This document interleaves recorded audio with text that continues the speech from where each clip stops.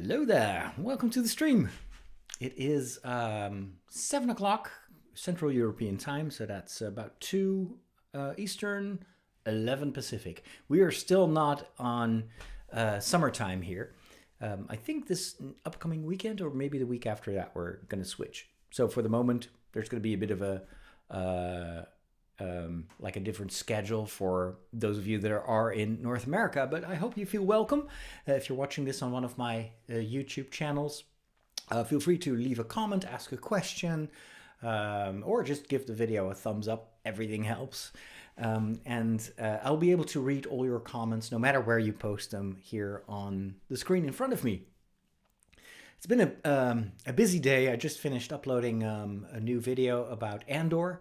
The second season is nearing in April. It's going to premiere, and I think 2 weeks ago I recorded a podcast about Andor season 2, and then I also recorded like a shorter version of that podcast on video, but I never got around to posting it. Hey Mike, good to see you.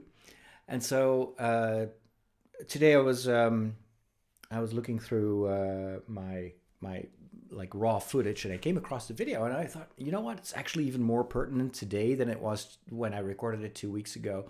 So I spent some time editing, putting that together for my main YouTube channel. Hopefully people will enjoy that.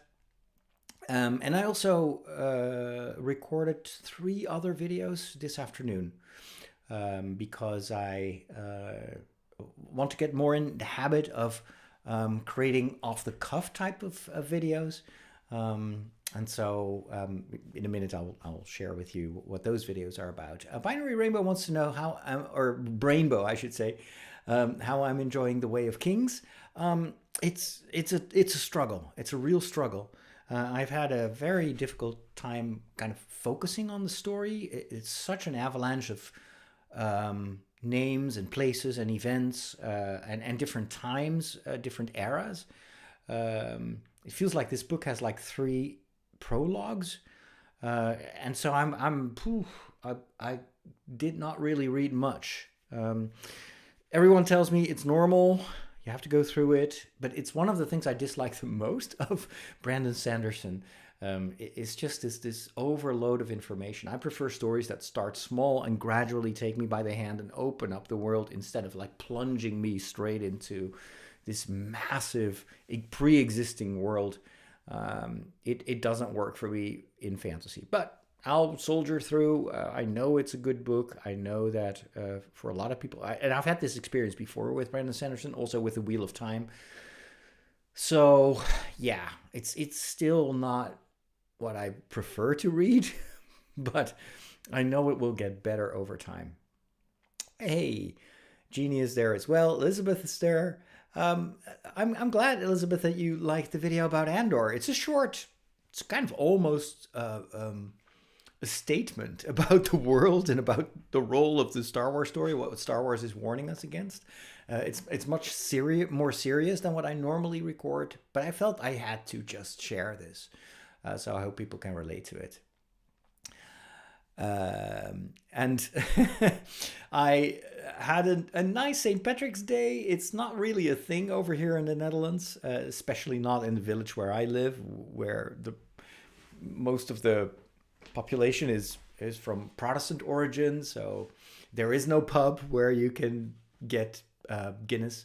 And even if I could have had Guinness, I don't drink. So they really should come up with like an alcohol-free alternative. I recorded a short video yesterday, which I thought would do very well. It was a review of the autobiography by St. Patrick, and it did nothing. It's really, sometimes I'm so surprised that videos where I put in a lot of time don't do very well, and then off the cuff stuff, it works. I recorded some podcast musings about that phenomenon earlier today, because I think it's impacting my strategy. I always felt that I had to be super prepared, have all these talking points, sometimes even entire scripts. But I reckon that a lot of people that follow me on YouTube kind of like just the connection. They and the off the cuff stuff. Uh, Even if in my mind it's like, oh, I totally messed up and I didn't know what I was talking about, but apparently nobody cares. It's just this connection that works. So what I'm trying to do now is to um, allow myself to record videos that are less polished, um, but to post more frequently. And the Andor video was prepared. Obviously, I was reading from a script, but at the same time, those are my words, and this is what I wanted to say. Um, but but not every video should be scripted, I think. I mean, imagine if I would script this live stream. It wouldn't work. So I love the fact that we can just chat here, hang out, and you can ask me questions and say hi. Hi, Carla. Good to see you. So, and what I ideally would like to do is to, and I did this twice now during the live stream. I take like a moment, or I don't know, maybe 20 minutes, to talk about one specific topic. What that helps me to do is to isolate it afterwards and repost it as a standalone video. And because of the kind of the laid back vibe of these live streams, you automatically get that feeling in the video itself. Hello, Misa. Good to see you.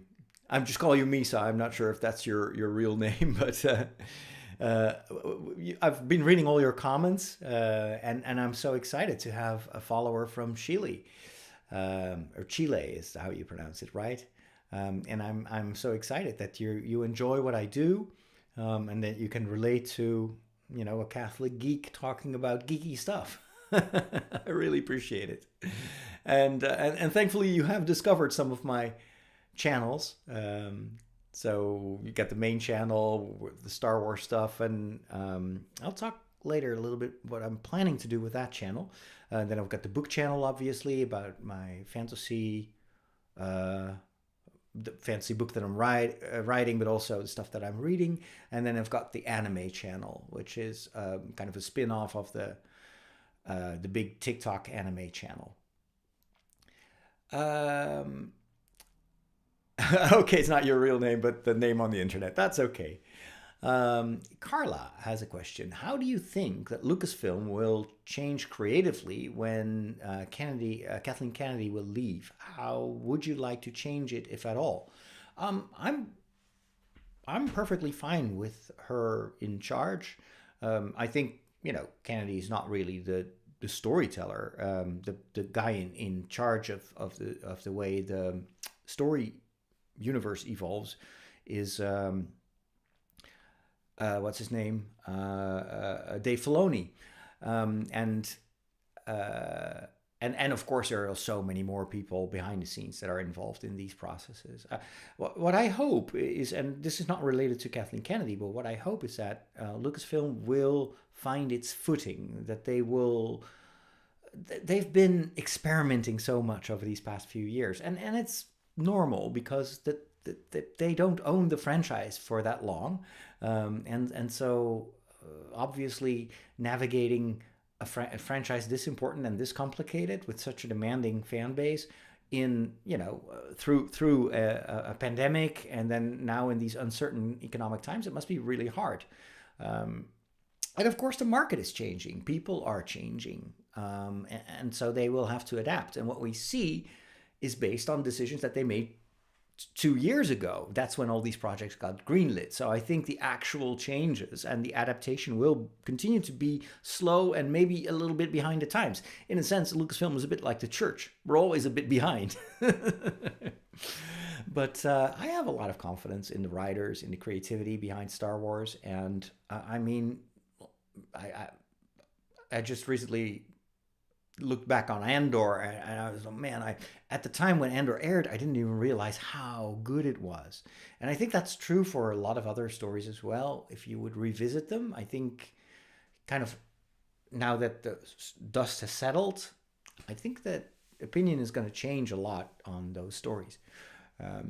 So what I hope is just that they continue to do more of what everybody loved. So give us more Skeleton Crew stuff, give us more Andor stuff. Don't necessarily, not necessarily be sequels to those stories, but do stuff that is proven to appeal to the fans, and then just, you know, let go of all the rest. A franchise like Star Wars has time. This will still be a franchise 100 years from now. I'm convinced of that. It's like Tolkien, you know, it will endure.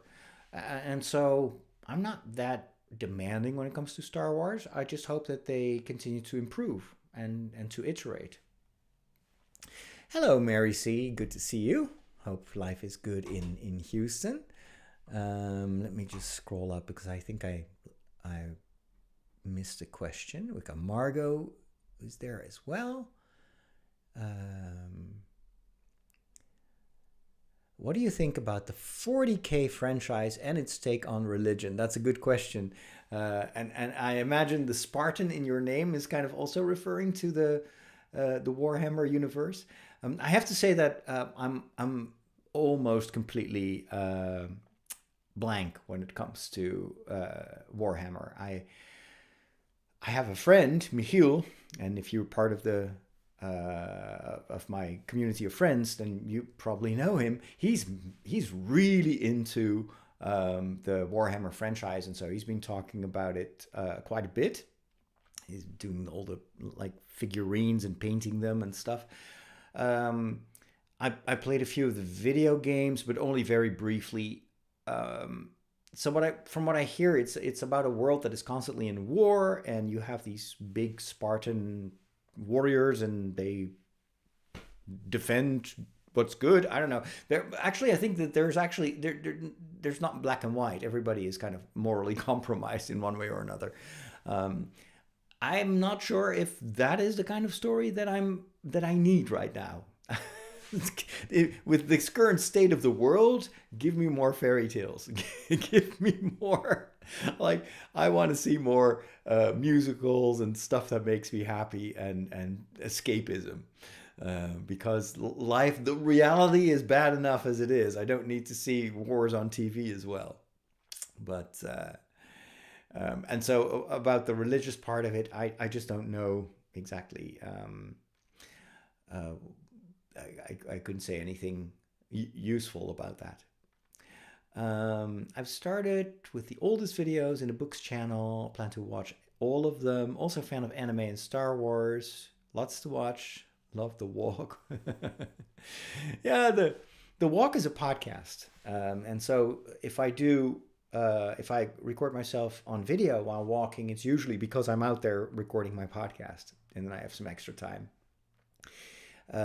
So good for you to watch all the book videos. I haven't posted any new ones, just one actually the other day with a kind of a summary of the past month or so. I've not been writing for a month, and I explain why, and I'm currently picking up the project again, and I'm thinking of maybe serializing it. So instead of trying to write the whole book and then going through all the different rewrites and editing process, to start sharing these chapters on a weekly basis. So that gives me a much shorter, how do you say that? So I don't have to write so much, and I can just build up the story gradually. And of course, that's still going to be me sharing a draft, my first draft. So it's, you know, it's not the ultimate, it's not the final result. But I just made a calculation. So my original plan was to write one book per half year, per 6 months. So 2 books a year. Why so many? Because I feel like I'm behind. I should have started writing books and writing fantasy 20 years ago. And so now I feel like, okay, I have to get to work. And so every book is going to be about 80,000 words. No, sorry. Yeah, 80,000 words, right? Yeah, words, not pages. And so if I divide that by, 26 weeks, it means I have to write about 3,000 words per week. That is not much. I mean, that's totally feasible, even if I do it just as a side business. And then, so the plan would be to start sharing these on a weekly basis in audiobook form. And then what I would like to do is, in order to kind of crowdfund this project and the ultimate, like the print version of the book, I want to do like a membership version. So you would have the kind of the bare bones chapters, and then for people that are able to support me, I could add some extra things or behind the scenes or maybe even some lore stuff, just to make it worth their while. So that would be a way for me to motivate myself, because it's easy to motivate myself to write the next chapter. But I always hold myself back because I feel like, oh man, I'm going to mess up, and later on in the story, I'm going to get myself into trouble because I first need to think. These first chapters have to be perfect. I just keep sabotaging myself. Whereas I know that I am a good storyteller. I can tell a consistent story. And even if I paint myself into a corner, I will probably come up with ideas to get myself out of that corner. It's just letting go of this perfectionism, which is a huge challenge for me. But I think this weekly approach might actually work for me. And even if it doesn't work, it's my first book. So who cares? I can always do it differently for my next book. Let's see. The Warhammer is like Halo on steroids. Yeah, it's kind of, Halo has some elements of Warhammer to it. Absolutely. We've got Broken English Book Reviews from Croatia, also a fellow book lover. That is amazing. Did you read a book of Tad Williams? I don't. That doesn't ring a bell. Let's see. Is it like Tad with T-A-D or is it T-E-D? Let me see. So I always look things up in my Storytel app. By the way, the book that I'm currently reading, or the book series, I'm reading a trilogy by William Nicholson. And it is stunning. Go read that. It is like a modern Narnia. It is insane. I'm going to do an entire video where I'm going to just do like 20 minutes of raving about this series. I am so glad I discovered that. It is my favorite series so far of all the books that I've read. Okay, let's see. Was it Tad Williams? Tad Williams. Let's see if I can find... Is it T.A. Williams? No, probably not. Anyway, if you have a book title for me, I can look it up and see if it's in there. Let's see. Margot says, I don't think you are under any obligation to make up for lost time in your writing. Wait a minute, I can just project these. Right? There you go. Now you can read along. I don't think you're under any obligation to make up for lost time in your writing. If I used that logic, I would have to run a marathon every single day to make up for all the days that I should have worked but didn't. I know, but I use this to trick myself. Like I'm not literally trying to catch up with lost time. But I know that if I challenge myself, I will get much farther than if I don't challenge myself. This is why I usually will sign up at one point or another for a marathon. Because I know if I do, I'm going to run. I'm going to train for it. I'm going to dedicate myself to it. If I don't have that goal, and usually it's a goal that seems a little bit too hard, but that's what works the best for me. So if I would have said, oh, I'm going to write one book this year, then I'm probably not even going to finish that book. The time is too long. It's like 12 months. My brain can only think a few weeks ahead. And so I know that if I say, well, it's only going to be 6 months and then my book will be done. That gives heaps of dopamine. And that is what keeps me going. So I need short attention span things. And for me, writing only will work. And I know this from experience because I put myself under these deadlines. I've done that for my entire life. This is how I finished all my studies. Like writing my thesis, I gave myself 6 months, whereas other students would take a year, sometimes even 2 years. And I was like, no, life's too short for that. I'm going to write this thing in 6 months. And I did. And so that's how I keep telling myself, it's not important that my first book is the next Lord of the Rings. It's not. But what I do want to do is to finish that book and then go on with the next book and then get better. Because I learn the most from doing stuff over and over again. This is how I get faster every time I run a marathon, because I know how to pace myself. And I learn from the mistakes that I made in a previous marathon. And so that is a metaphor for how I work also creatively. This is why I love challenging myself to post more videos and more off-the-cuff stuff, because I know the more I do it, the better I will get at it. This is why I'm doing the streaming. I haven't done live streams on a weekly basis for more than 6-7 years. Last time I did that was on the Saturdays with Catholic Weekend when I was still at SQPN. And then I occasionally would do a live stream. But a while ago, I was like, okay, no, I think this is such a great way to connect with people and to be just authentically me. But if I want to make this work, I have to do that time and again. And the first time I did this live stream, it was so hard. And even today, it's sometimes it's still a bit of a challenge, especially because this is at the end of the day for me. I'm in Europe, and I had a long day. Tomorrow I've got a very busy day, and so I could tell that I was getting out of steam. So right now I'm pushing myself a little bit to be here, to show up, and I don't care if I'm a little bit tired. And if you notice that I'm a bit tired, because that's just how I am, and it will get easier over time. It's already much easier to just chat with you guys than it was a couple of weeks ago. So practice makes perfect. Prime Usha, let's project that. So grateful for you and your voice in our community. My question is, how is your Lent going? By any chance, do you use the Hallow app? Have you been going through Pray 40?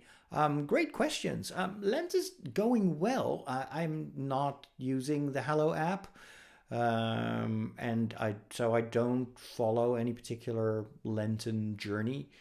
No, actually, the reason that Lent is going well is because I don't put so much pressure on myself. I always used to kind of blame myself for not doing enough and just and it's this year I was like, you know what? I'm just gonna take it easy this Lent. I think what I'm going to do is to use this time for reflection and think more about what are the most important things in my life and what is distracting me. And that also applies to my mission. So earlier today I recorded an episode of The Walk, which is probably already online. So it's my podcast, The Walk. You can look it up in your podcast software, where I talk about that and about or did I do that in a premium podcast? Maybe I did it in a premium podcast. So I recorded an extra podcast for my supporters, and I was just listing the things that create like these warning lights in the back of my mind, because I always feel like I'm behind on stuff. I'm not doing enough. I'm not working hard enough. I'm not writing enough. I'm not posting enough videos. I don't update my TikTok channel. It goes on and on and on. I also used to do that for my spiritual life as well. You should be fasting more. You should be praying more. You should do this. You should do that. You should read this book and that book. And then the result, total overwhelm and paralysis, also spiritual paralysis. Like I felt like I couldn't do anything good. Now I know now that is very common for people with ADHD. This is just kind of this habit that we have developed to gaslight ourselves and to push ourselves. And the more we push, the less it will work. And so what I recorded earlier today was a reflection.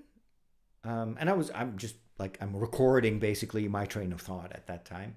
And it was all like, okay, so what are the things that give me joy and energy and that I feel are really helping people? And what is stuff that I do not because I enjoy it, but because I told myself that I have to do this, even if there is no demand for it. And that was very helpful to find more focus. So that for me, it's kind of mental fasting in the sense that I am trying to become more sober in what I do and also to let go, to give up stuff that doesn't work for me and is not really necessary. So just as a summary, and then I'll get to the rest of your questions. I felt that there is what I really enjoy is this new book community. So to create community around this project of writing a fantasy novel, and I think the quality of the community is just mind blowing. I just get so much joy out of reading these comments, getting advice, sometimes from very experienced writers, just being able to talk about my love for books. I've never done that, and it feels so much something that's so close to my heart. So that was obviously something that goes on my number one list, or like my top 3 of things that I want to continue to do. The second thing is to be a teacher. So I've discovered that actually I'm very good at communicating information, or it's not just telling stories, but it's also to instruct people and to help people. And I did a course here in the parish for about 50 to 60 people, which is for this parish is massive. So it was a huge success. And it was 4 evenings about Celtic saints, and was based on my trip to Ireland last year. And I realized how many people love that, and they are already asking for another course. They want me to do more, and I'm pretty sure that if I do another one, there will be maybe even double the amount of people that showed up for this one. And so I discovered that actually I'm a good teacher. I know how to do this, and people enjoy it. And so I was thinking about what are the things that I feel I want to do but I can't. Is creating these documentaries. I have years worth of amazing material. However, the thing that I kept telling myself is I have to edit it myself. I don't have a budget. I don't have money, so I have to do it all by myself. And you know what? It never gets done, because editing it demands, actually, it's a full-time job. If you do it, you cannot do it like 1 hour a day. I tried everything, and it just doesn't work. It's not like writing where you can just sit down and just focus for 2 hours and then no. Editing is a full-time job, and it takes, for about an hour of TV, you need 2-3 weeks of editing. I don't have that time. So for me, it was like an eye-opening moment where I realized, okay, first of all, I want to do this because I think what I filmed, these stories, are insanely good. People have never seen this. My viewers on TV here in the Netherlands, they know the stories that I tell. They've seen my documentaries. But you on YouTube, you've never seen my stuff. And I can honestly say that I'm a very good documentary maker. And this is so different from the talking head videos that I do on YouTube.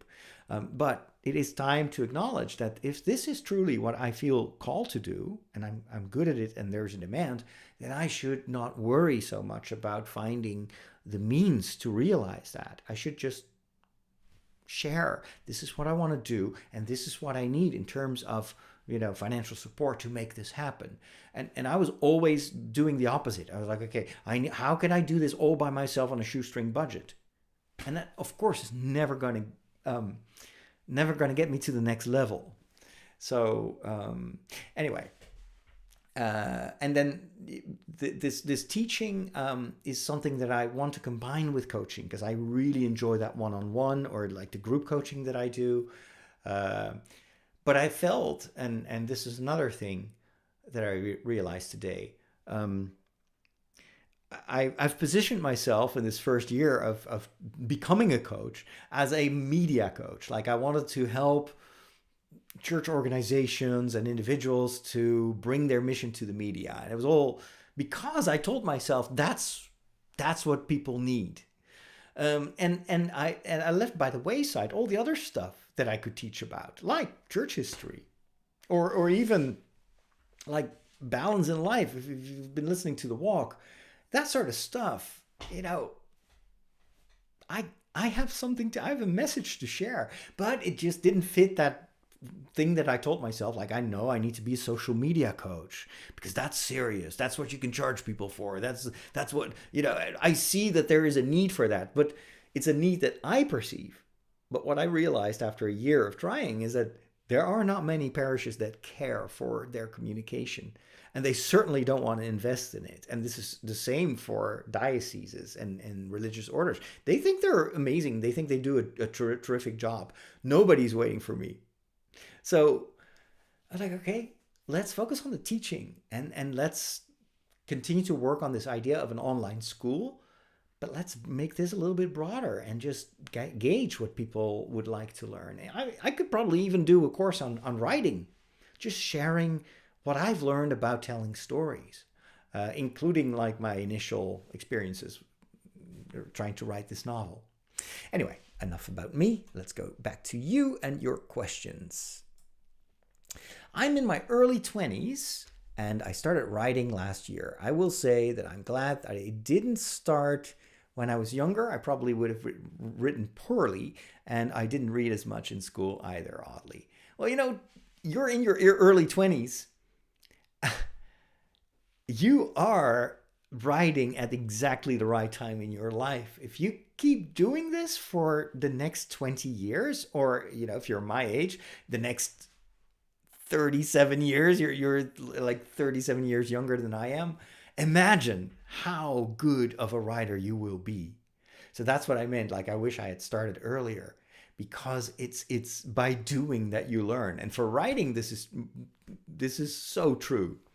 There is no shortcut. This is also why so many authors kind of laugh when people say, "Oh, I'm going to use AI to write my novel." And it's like, dude, you will not become a writer if you use AI. The only way to become a good storyteller and a good writer is by doing it yourself. It's like, you're not going to learn how to play the violin by watching a YouTube video. You need to practice and do it yourself and mess up and try again and try again. And then years later, you will actually be a decent violin player if you have a bit of talent. And that's true for reading as well, and for writing as well. So kudos to you. Continue writing, and keep improving your craft. I wish I had done that 37 years ago.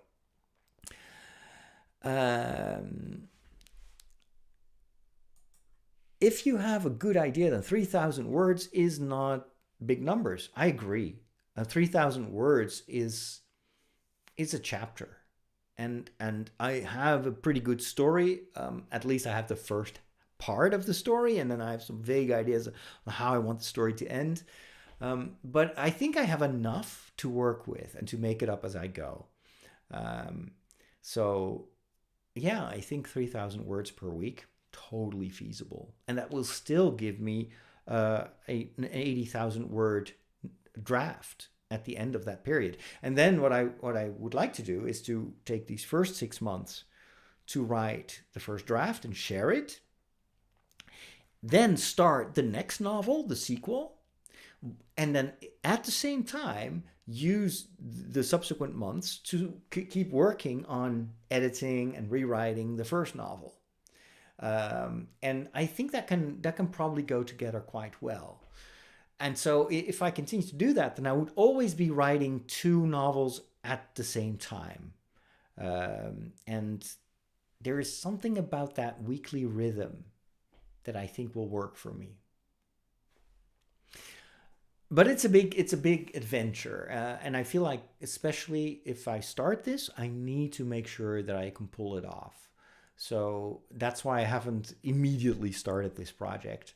Um, I know that this needs to mature a little bit, um, and I absolutely need to kind of discern how, if I want to do this, how am I going to make sure that I'm consistent?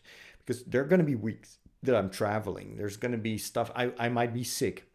So I know that I need to work ahead, and I need to figure out how to have some chapters already done, so that if there is a problem in my schedule, I can still maintain that rhythm. This is how I also do a lot of my podcasting. I do that in batch. I record all my podcasts at the beginning of the week, because I know that they're going to be busy days, and I won't have the peace of mind to podcast or the time. So, and I think I can probably apply that same process to, the writing of the novel.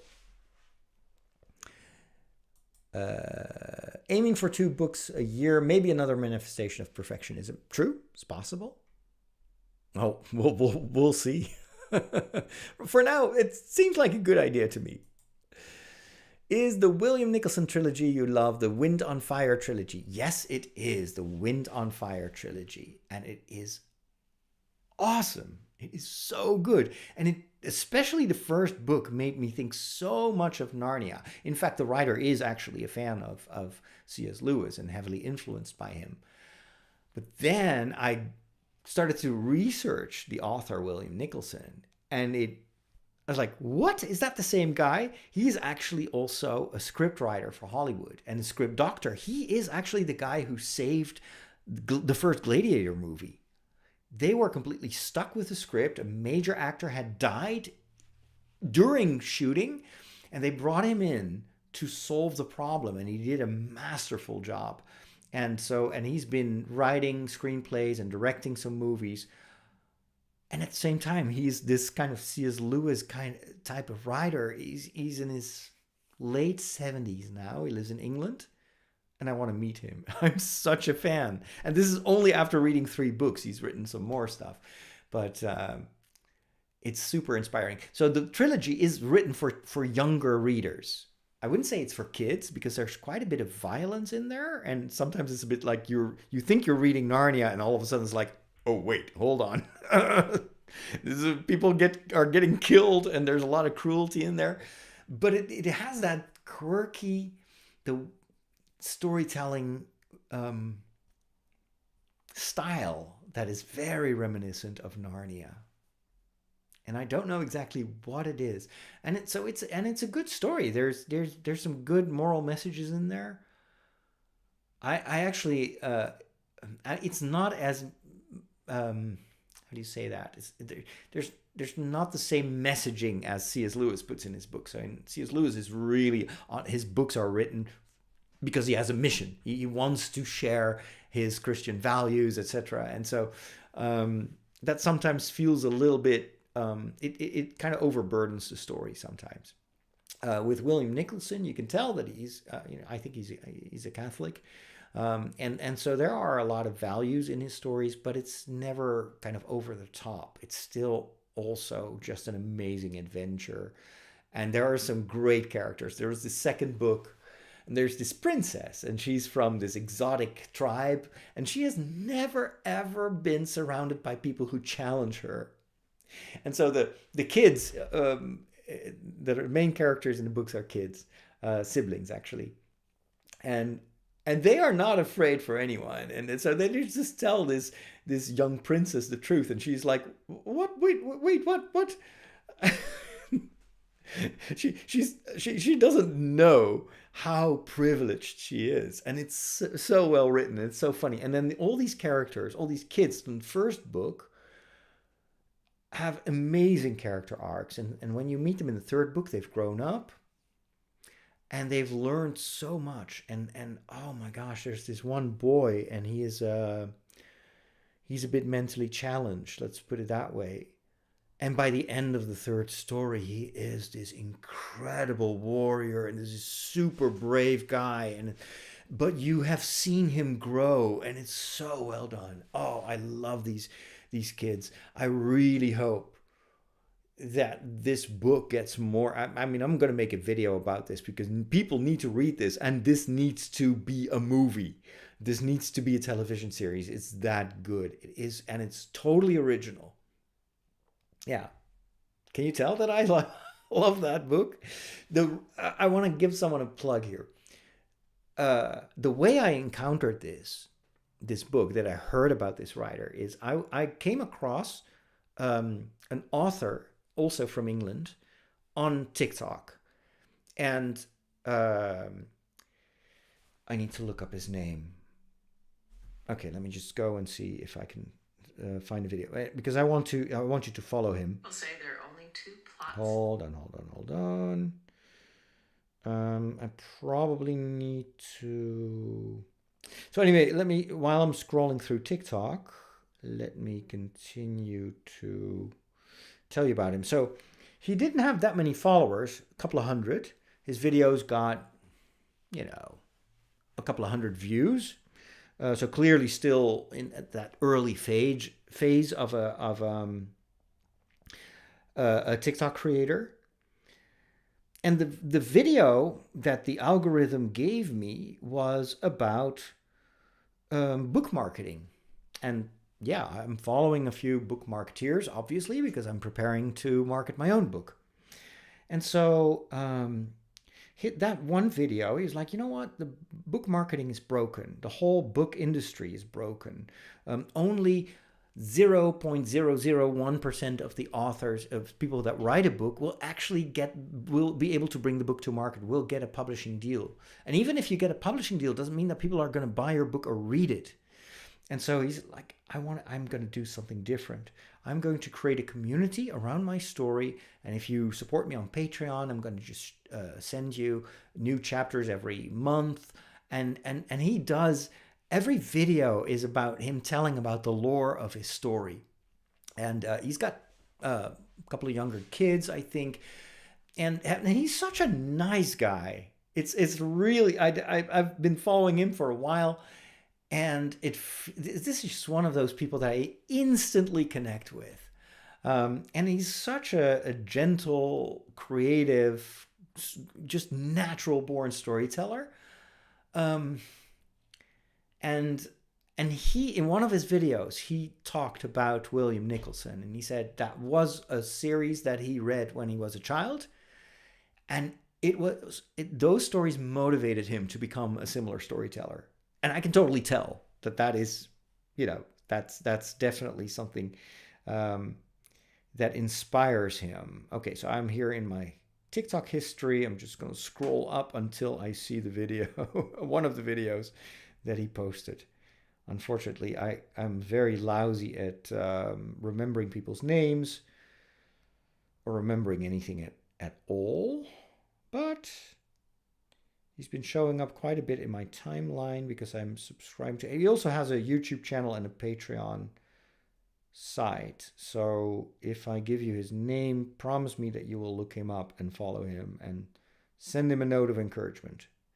So his story is happening in the world of Teltra. Yeah, the world of Teltra. There you go. Got it. Daniel McCormack. So Daniel, Daniel, and then MC, McCormack, Cormack. Go look him up on YouTube, because most of you probably don't have TikTok. And that gave me the idea when I was watching what he did, like, that would work for me as well. I love this. And what I love about it is his primary goal is to share his story with a community, to build community around a story. And that is very much what I've been doing for 20 years that I've been online and creating stuff. it's not just the information, it's sharing it, it's the community around those stories. So again, Daniel McCormack, just look at the maps that he creates. It's probably not going to work because, oh, there you go. So it's a post and you can scroll. He makes these maps himself. Isn't it amazing? And so, and not only does he share these chapters, but also a friend of his is doing the audiobook version of it. And then he has another friend who is writing music, a soundtrack for the story. Genius. Anyway, very, very inspirational. Hello, Heliogabalus Roses. When are you going to post more videos? I love your content. Well, you have to specify which kind of videos, because you're probably watching on one of my channels, but I post videos everywhere.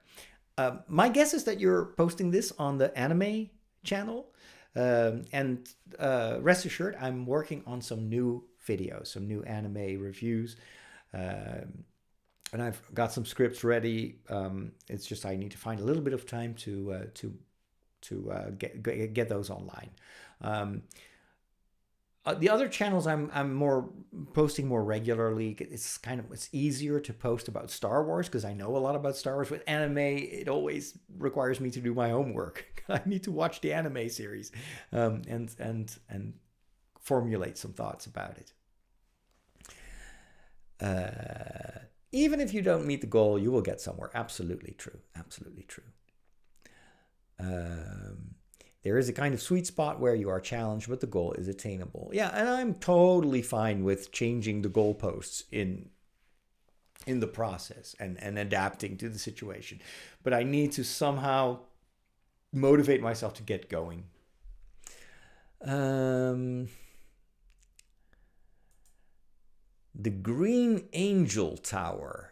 Okay, I've never heard of that book. Let me look that up. The Green Angel Tower. This book service doesn't have all the books out there, of course. Angel Tower. Sometimes I'm lucky. No, unfortunately, it's not in here. But I'll Google it later. Thanks for the tip.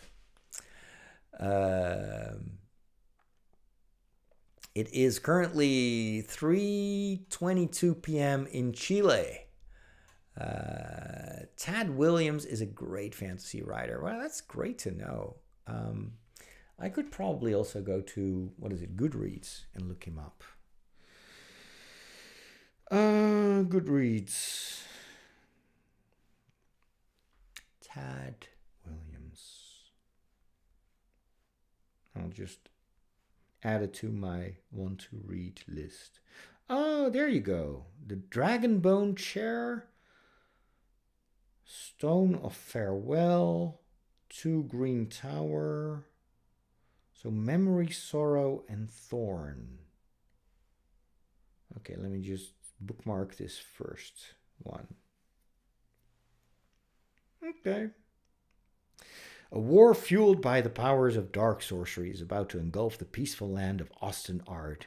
For Prester John, the High King lies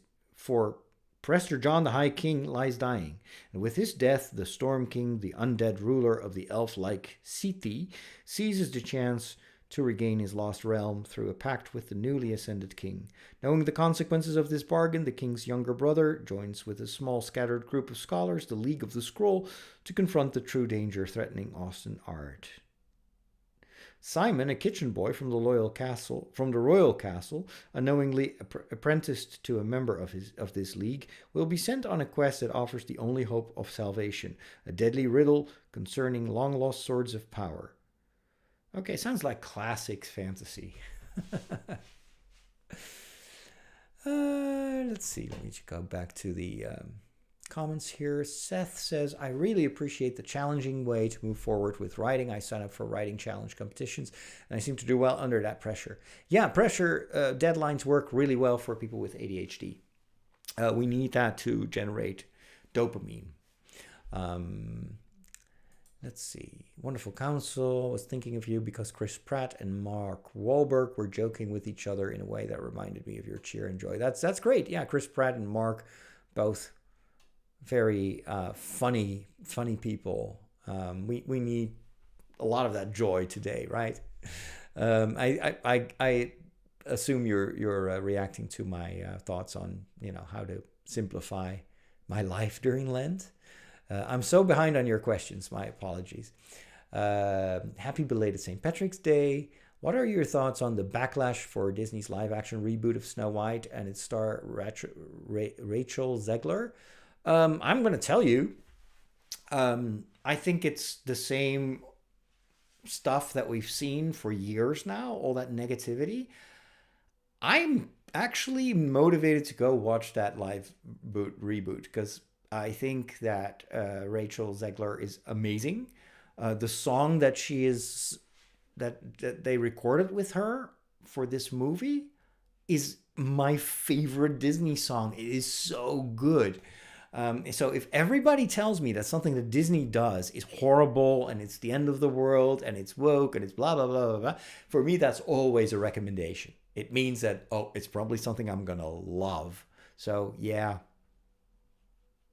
I'm just determined to go watch that movie. I hope there are going to be more songs because I think it looks fine. I don't know why everybody is so negative. People are always negative nowadays. When I look at the news, I think that worry about other stuff. Why unleashing all your anger on storytellers? Why not be more critical of what's happening in your own country? Anyway, it's like people like spending days at the cantina in Tatooine complaining about the quality of blue milk lately while the Empire is taking over the galaxy. It's like, okay, can we please prioritize our concerns? So anyway, I'll get off my soapbox. But yeah, I've yet to see a movie by Disney that I didn't like. I like it all. And if that's not what other people think, then that's their problem. It's a free world. Used to be. All right. Mary C. Says, I would have loved your Celtic Saints course. You've got the football team that is also or what is it, baseball? I don't know. Anyway, yeah, but that course is going to be available. Don't worry about it. It just takes more time than I thought to put it together. We've got Paul from Malta. Good to see you. It's been a while. Delighted to see you embarked on a writing journey. Your idea for the fantasy book is amazing. Thank you so much. I appreciate your feedback. We've got Markle from North Carolina. Good to see you.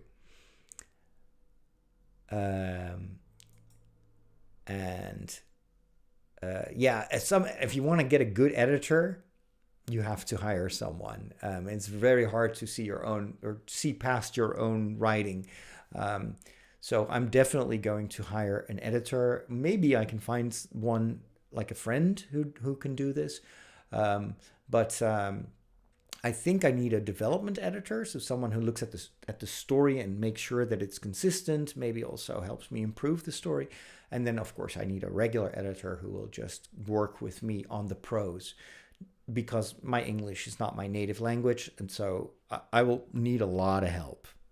I agree with you. AI kills creativity. However, I would say there are lots of ways in which you can use AI, even as a writer. Just don't use it to write the story for you. I use AI a lot for instance, to organize my thoughts. So sometimes I will just go and I will take my recorder. This is the recorder that I use for all my outside podcasts.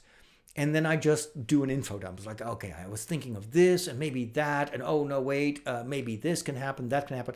So then I'm back home with 40 minutes of rambling. I transcribe that and then I tell AI, okay, I want you to look at this, put some order in this. And, this is kind of the story that I want to tell. Help me to fit this into my story. So then AI is a sparring partner and can give me some some thoughts, and very often it's like, yeah, well, maybe that, yeah, that is a good idea, that I don't like. So it helps. It's just like talking to a friend, where you get some feedback and you run with some of the stuff, and then other stuff you decide against it. That is how I use AI, and that is very helpful. But yeah, I cannot believe that people write like entire books just using AI. I mean, you can do that if you want to sell books, I guess, but you're not going to be a writer. We've got Kataro Brando. Greetings to you too. Marion is there too. It was nice to see you again. Unfortunately, I have to go to work. Take care. Have a wonderful, a wonderful day. The day is over here in the Netherlands, but I hope you have a good work relation session. Rolash is currently reading the Chronicles of Narnia in chronological order. I did that last year. Yeah. Currently at The Lion, the Witch, and the Wardrobe. So you've already read the Magician's Nephew, which is kind of the Genesis story. Yeah, I hope you like it. The movie, the upcoming Narnia movie, is going to be based on the Magician's Nephew, and not on the Lion, the Witch, and the Wardrobe, thankfully. So, because we've seen already that story so often, too often. But I can't wait to see what they do with that story. It's going to be directed by the same director who directed Barbie. And she is awesome. She is so incredibly good. And such a nice person overall. I watched the director's commentary on the Barbie movie. It was a feature on HBO or on Max, and it was so informative, and it made my admiration for the movie and for what she did with that story so much greater. So I was super excited to hear that she was going to be heading this new Narnia movie. My experience with writing is that I wrote a whole book about fantasy fiction only for me to realize I need to read more to become better. I now write a book about literature fiction. It's true. This is why I started reading again this year. I read a lot. In the previous years, I've read more than 300 books. And because I was writing so much, I didn't have time to read. But now that I'm reading again, I can tell that is helpful. It's going to really help me to continue to improve my own prose. And it's because I now read the books as a writer that I learn more, because I'm analyzing more what I read. Rockley wants to know if you ever thought about checking out the Ender's Game series. I read the first book after watching the movie, and it was a good story. It's it's sci-fi, so that's always good. It wasn't as mind-blowing as I expected it to be. I never liked stories where there are massive time jumps and stuff. It became a bit abstract. I enjoyed the movie. But I never really wanted to continue the series. But maybe one day I will. I mostly read fantasy now on purpose because I'm writing fantasy myself. Zev says, I finally watched Freerun. I was encouraged by your TikToks about the hidden meaning. Truly love the series. Can't wait for the second season. Me too. I'm so glad that you agree and that you enjoy the story. It's now up on Netflix in most countries except for the Netherlands. So the only way I can watch Freerun on Netflix is by setting my Netflix app to English, and then it shows up, but it only has the original Japanese voices and German subtitles. What? I know that the English subtitles are available. How hard can it be to just put them on the website? I have no idea how to reach Netflix, but it's so dumb. It's such an amazing series, and they mess up the premiere in a country like the Netherlands. Why? Anyway, glad I have Crunchyroll. Let's see. Falling Apart wants to know, why would a father like you likes to write fantasy and read fantasy with dragons, demons, magic, and all that stuff? I thought that was against religion. No, it's not. That's what some fundamentalist Christians want you to believe. But look at the Bible. The Bible is full of stories like that, with big monsters and giants and miracles and stuff. Seriously. And it's usually, it comes from a misunderstanding of the role of fantasy stories and the role of fairy tales. But the Catholic Church has nothing against these stories. On the contrary, look at C.S. Lewis, look at Tolkien, look at so many other Catholic writers who have written fantasy novels. The Bible talks about demons and about evil and about wars. That's against religion, right? So it's all storytelling. These are stories that help us think about the world in which we live. They're mirrors. I never will. So the people that rant against Harry Potter and stuff, it's if you look these people up and see what else they say about stuff, you're like, oh, it's all identity politics. They hate on groups, on genres, because it makes them feel more like, well, at least I'm not as bad as all these other priests, all these other people that dwell in those evil pools of death and destruction and sin. And it's like, yeah, these people know nothing about literature. They don't know nothing about fantasy. Anyone who rants against a fantasy on in the name of religion is just dumb. I have no other words for it. It's just stupid. Go educate yourself. I'm not talking to you, of course, but I'm talking to these people that say stuff like that. And I'm just dismayed how often I get questions, even on fantasy fairs, like, does your bishop know that you're here? Wouldn't he be mad at you? No, why?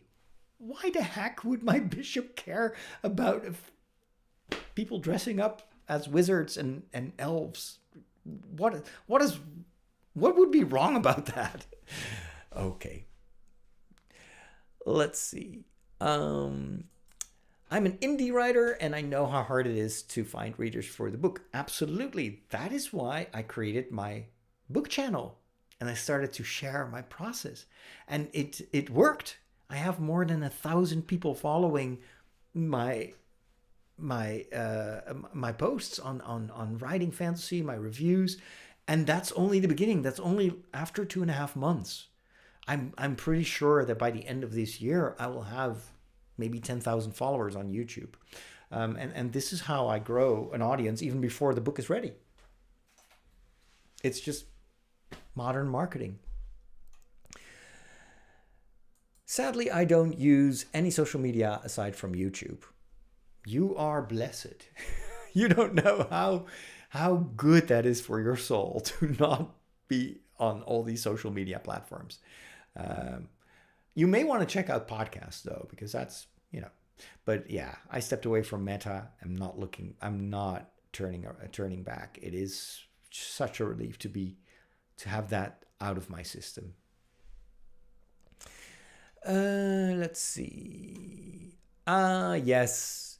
Heliogabalus Roses is from the anime channel. So yeah, I'm currently recording some videos about Sakamoto Days. Now that might surprise you because it's just a very entertaining anime. It doesn't seem to have deeper layers, but there are some really good messages in that series, and I just love the characters.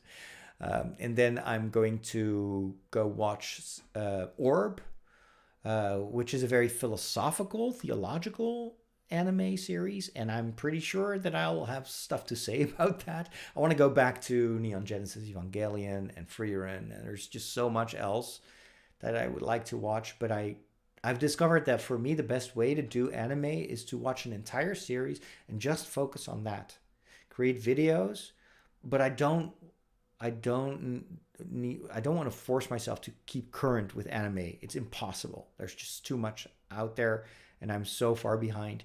But I'm just going to go through a series like Sakamoto Days and I'll just do a ton of videos about that, and then I'll move on to the next series, do more videos, and then etc. So I can't watch everything, even though my followers would love me to do that, but then I would need to do that as a full-time job.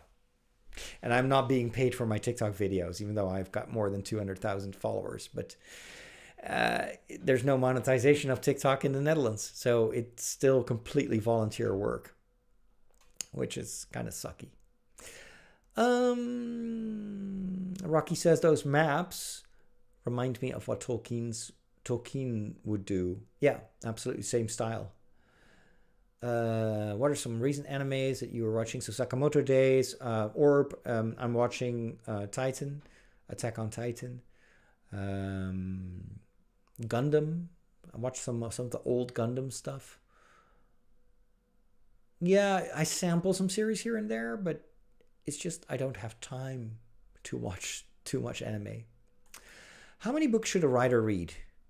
As many of it as he or she wants. I read a lot of books, but again, it's just because I like to challenge myself.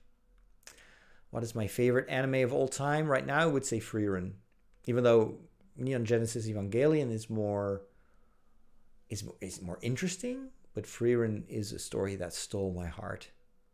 Have I finished the Wheel of Time books? No, I have only read 4 books, and I'm now watching the 3rd season, and I'm gonna catch up with the reading for the events in season 3. When you are not working as a Catholic priest, what would you like to do for a living? I would do exactly this. There would be no difference. I'd be doing social media. I would do YouTube, create documentaries. The fact that I'm a priest plays no role. I am living the dream, seriously. If you had told me when I was young that I would be doing this, writing a book, creating videos, chatting online, talking about Star Wars, going to Star Wars celebrations and fantasy fairs, I would have thought that was about someone else. Yeah, there wouldn't be any difference in my life. Well, except for, of course, serving as a priest here in the parish. But this is my work. My videos, podcasting, that's my work. That's my full-time job as a priest. Hey, Peter from Hungary. Peter writes, when I was young, I saw a Dutch series called The Zevensprong. I've not seen it. Sounds definitely like a Dutch series. It's probably Dutch TV. But I have never read it.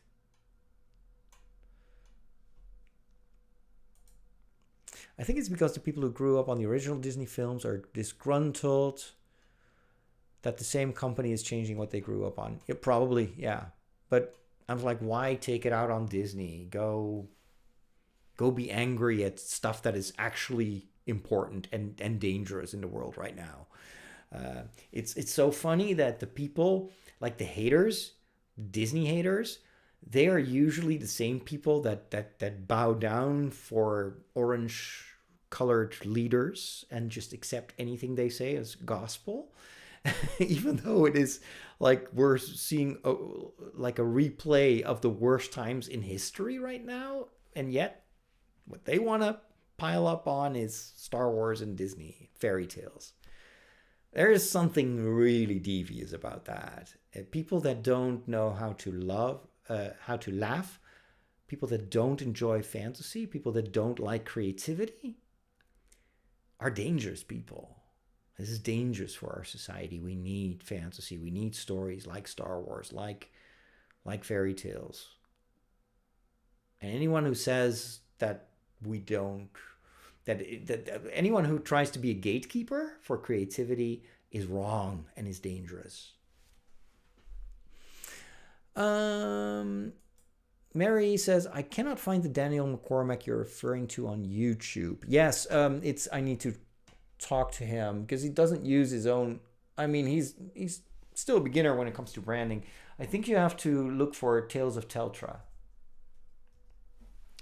He should put his name also in the. Yeah, I need to have a chat with him. Tales of Teltra. Is that it? No. Now I get Telstra. That's not it. I mean, this should be the number one thing that comes up if I typed it in, but it doesn't. Let me go to...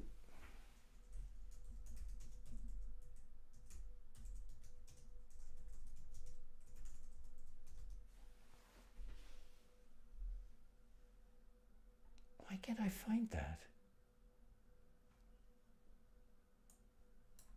Maybe did I spell something wrong?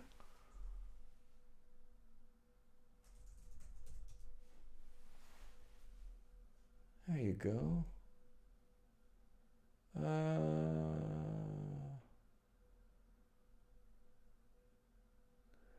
Daniel McCormack, author. Okay, so now I found him on, so he's also on Instagram, but I'm not. Let me see if he's got stuff in his bio. Linktree, he's got a Linktree, Tales of Teltra. There's no link to his YouTube page. Yikes.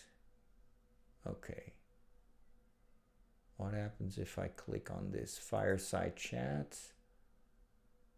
Where does that go? Now that brings me to his Patreon page. I know he's on YouTube. Why is that so hard to find? Let's see. Maybe on his Threads account? No. No. Hold on. Now I want to find him. Just give me a sec. I'm running late with the show. Tales of Teltra YouTube. Teltra YouTube. There you go. Yeah. That's the one. Okay, that was way too difficult. What? All right, let me see. I'm just gonna post it in the chat. Hold on. So it is youtube.com/ how does that work? This? I think this is it. Let me double check. Tales of Teltra. Yeah, that works. That works. Okay. Righty. Let me go up to... I'm going to wrap things up, but let me briefly go through the other remarks. Be more critical of what's happening in my country. At this point, I'm not sure that it's even possible for me. Yeah. Hey, Evo, good to see you. Been watching Conclave. Oh, good. It's 7.5. Yeah, it's not representative of how a real conclave takes place, but nevertheless, interesting movie.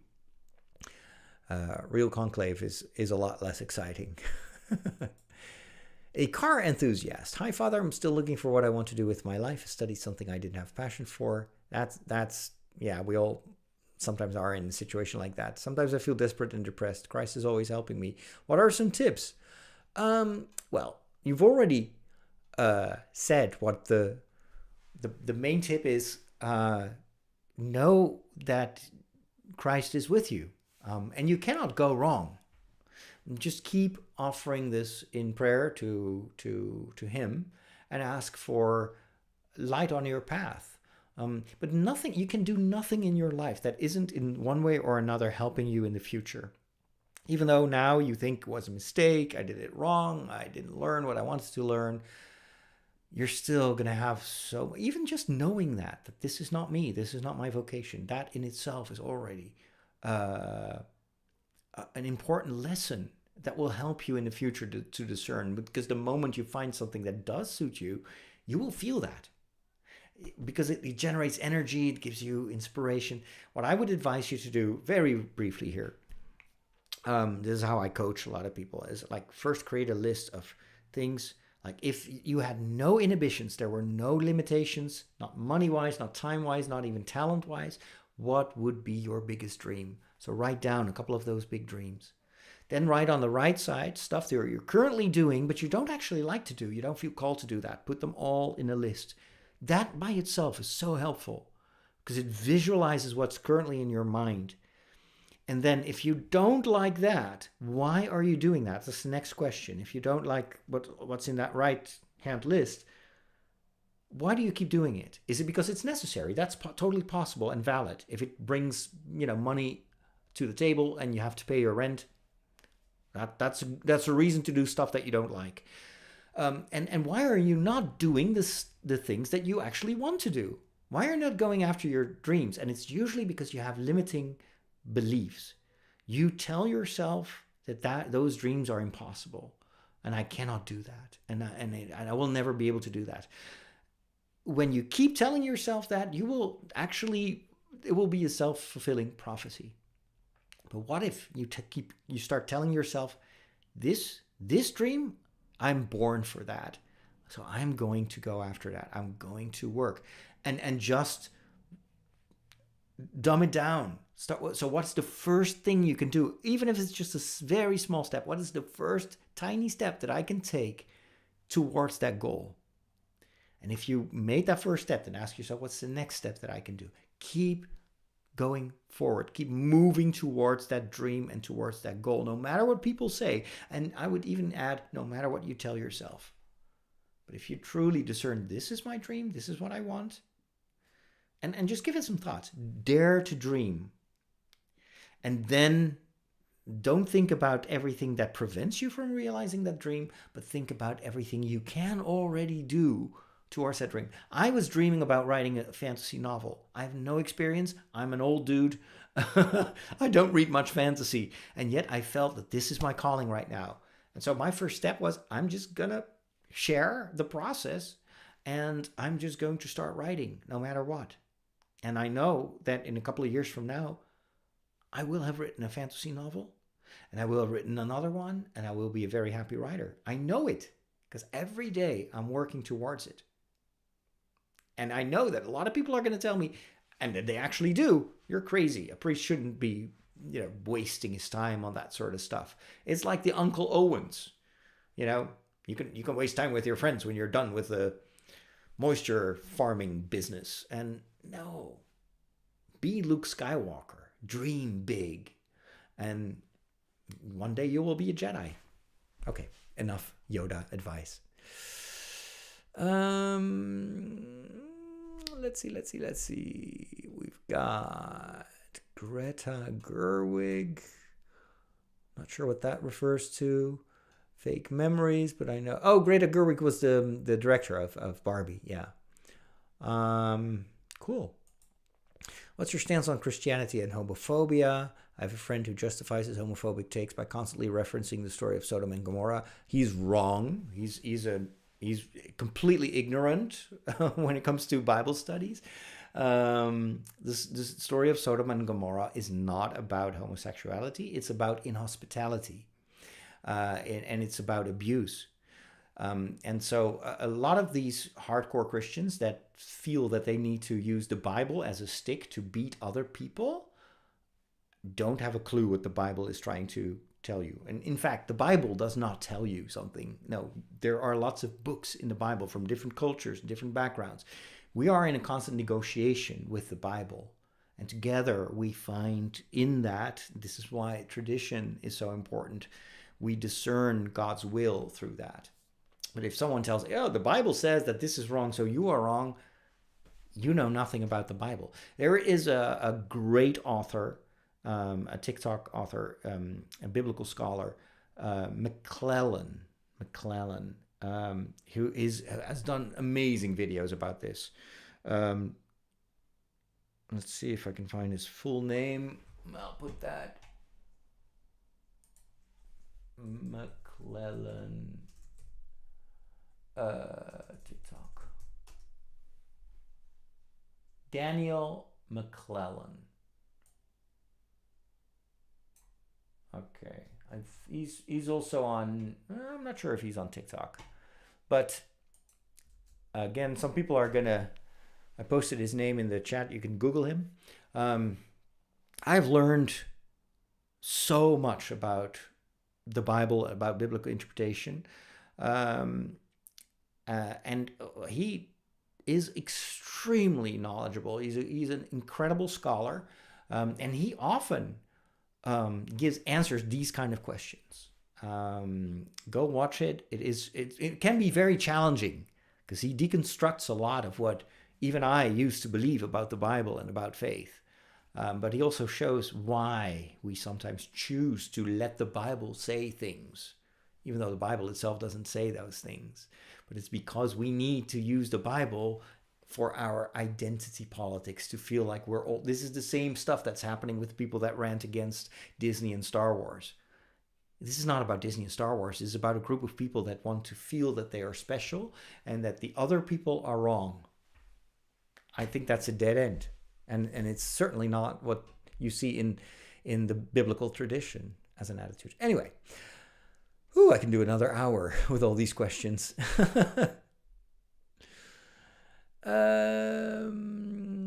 Let's see. Where am I? Oh boy. So many questions.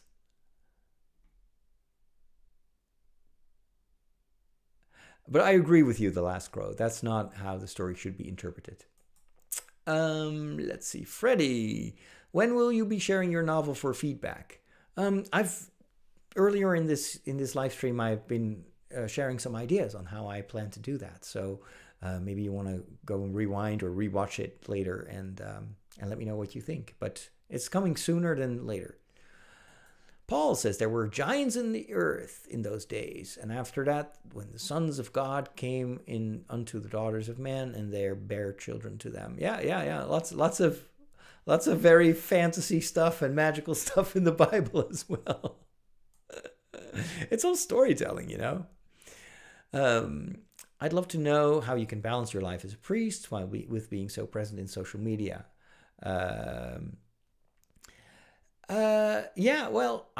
For me, social media, that's my parish.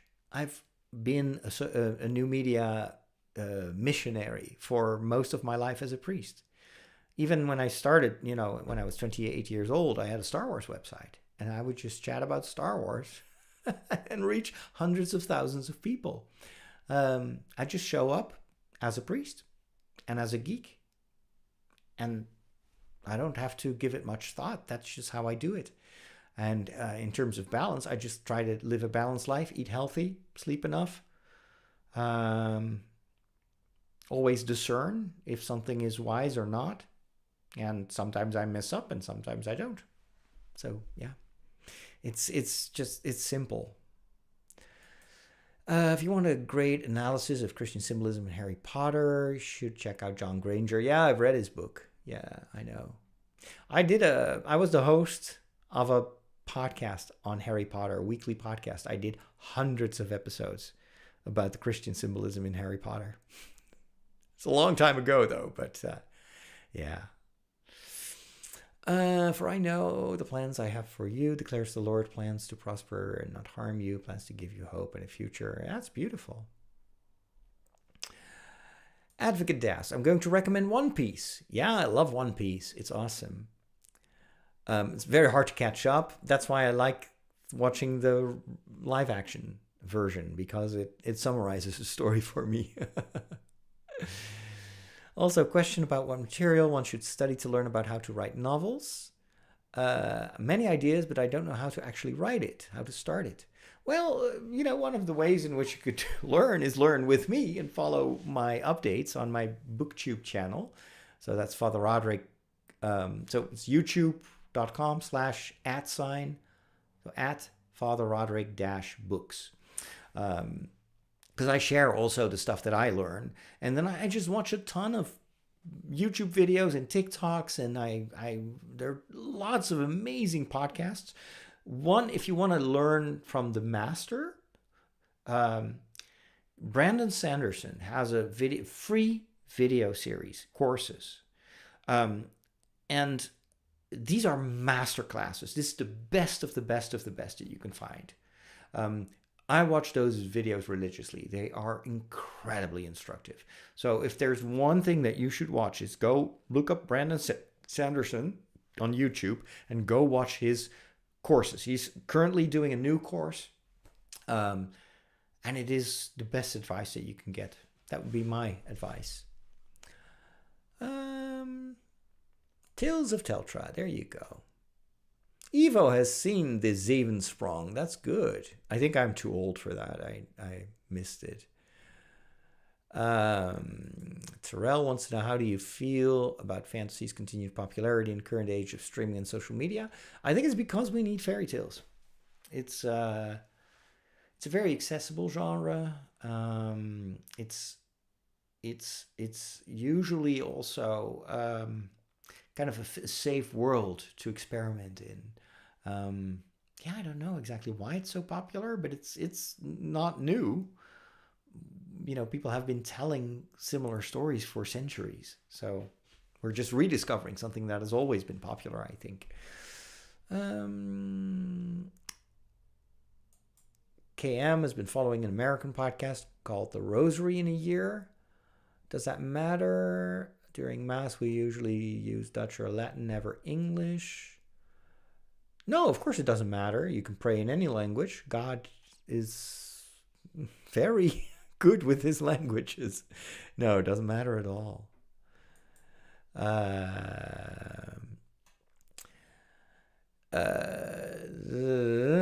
Katie Police says Brandon Sanderson is a member of the Mormon Church. Don't listen to him because he doesn't think that Christ is God. Well, why would you not listen to someone who is of a different faith? Does that person have nothing to share? If a police officer tells you to stop your car, are you going to ask him first, are you a Catholic? If not, I'm just out of here. Learn from, open your mind. Don't be so close-minded. God works in mysterious ways through everyone. The Holy Spirit is not just limited to a small group of people. God's Holy Spirit works through so many other people. It's up to you to discern whether you think that something is good for you and helps you, but learn. And Brandon Sanderson is a very good person, and he's of a different faith than I am, but that doesn't mean that you shouldn't listen to him and that you can't learn from these people. If that were true, then I could only pray the rosary and watch Mass on TV, you know? No. Open your mind. Be like St. Paul. He spoke with everyone. He debated everyone. He wasn't afraid of people that didn't believe it was for him. It was he wanted to get to know them and talk with them and share. That's how you spread the gospel, not by closing yourself in a small bubble. That's not going to help. All right. Pocky says, first time catching a live stream. How did you receive your calling to be a priest? What age were you? I was 18 years old. I was in high school. I went to Lourdes. And the rest is history. I have a much longer answer to that, but that's too much for this. I wrote it in a book, which I am about to I hope to republish soon. It's called Geek Priest, and I tell my story. But thanks for asking. Appreciate it. Harry Potter podcast series with Brother Giles was incredible. Yeah, it was a lot of fun to do.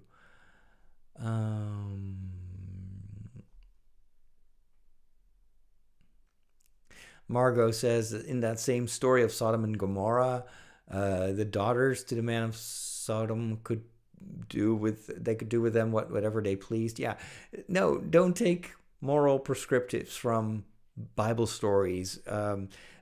If people do, then they're picking and choosing, because there's a lot of stuff in the Old Testament which is in the Bible that if we would do it, that would end us in jail. So, yeah. Reading the Bible means you negotiate with the text, you discern. But those books are not meant as prescriptive texts for today. They can't be. They're thousands of years old. It doesn't mean that none of it is applicable, but these are stories and they were written in a certain time and we need to apply them in our times. And that requires us to go beyond the literal meaning. Anyway, David from Mexico. How to understand my suffering through faith. The weeks are very hard. I'm sorry to hear that, David. It's one of the hardest questions. Why does God allow bad stuff to happen? It's the same question that people ask when they saw how much Jesus was suffering. Like, how they even ridiculed Jesus for him. Where's your Father now? Where's God now? Suffering is a mystery. It is part of our human condition. We all know that. And it doesn't seem right. And we know intuitively that we are not meant to suffer, but it happens anyway. The question is, I think the better question to ask is not, why does this happen to me? Why does God allow this? But the question you can ask is, God, can you help me in these hard times, in these difficult weeks for me? Will you be there for me? Can you help me to go through this? Can you give me hope? Can you give me friends? Can I be a friend for people that are having a hard time? Those are the questions that actually help and can potentially even alleviate the suffering. So that's what I would do with that situation, and reach out to other people. Ask them to pray for you. I will be praying for you. Hang in there. That's what I would say. Hang in there. This too shall pass. I tell myself that often in difficult times, like, this too shall pass. There will be a day that this is all forgotten. That's sometimes you need to tell yourself that to pull through. Don't give up. Iron Chalice. I need to start wrapping up, guys. Stop asking me questions. I've been doing this for an hour and a half. Oh my goodness. Would you say the Sith from Star Wars are the most accurate image of the devil? No. I don't think so. The Sith, I would say maybe Palpatine is very much a satanic figure, almost irredeemable. The Sith themselves feel to me more like fallen angels, like people with an incredible talent, and somewhere along the way they've been hurt, they've been disappointed, they want revenge, and they find in Palpatine, or whatever other dude is in charge of the Sith, they find an easy answer to actually a difficult question. And so it's the easy way to use violence. But it doesn't mean that they're irredeemable. That's in a nutshell. I could do a whole video about that. You want to read Geek Priest? I'm sure it's going to be available. It'll take me some time to put that online. Dan McClellan, the biblical scholar. Oh, he's an LDS member. No, he is not. He's not. I understand what you say, but no, he has actually been very clear that he's not a Mormon.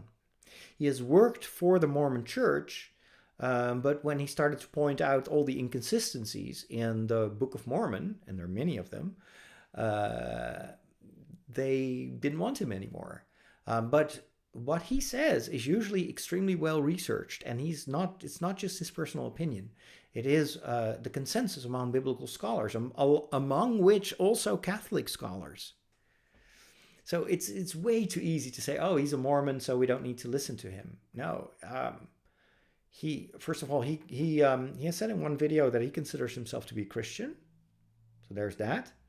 But he also is always as a scientist, he's very honest. He says, my personal belief should not impact the facts. It should not detract from the research that he does. And I think, he's a very honest biblical scholar. There is not a secondary agenda, I think. But I would say the same about McClellan as people say that about Brandon Sanderson. You shouldn't listen to Brandon Sanderson because he's a Mormon. No, examine everything and retain what is good. That is what the Bible says. if you want to quote the Bible. And so McClellan, at first it was shocking to watch his videos, because I had a lot of beliefs about the Bible that were not, based in biblical scholarship, but more in how I thought that the church thought about the Bible. But if you go and read modern Catholic scholars, devout Catholics, they will be very much in line with what McClellan says, because it's based on facts, it's based on research. And so how you relate to that, what you take away from the Bible, that, of course, is not something that a biblical scholar can tell you what to do.